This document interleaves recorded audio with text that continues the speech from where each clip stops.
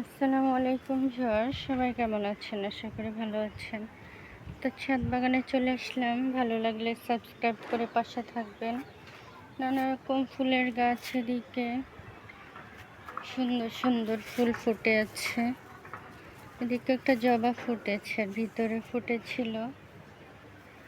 তো আজকে লেবুগুলো হারভেস্ট করে নিয়ে যাব, পেকে গেছে একদমই।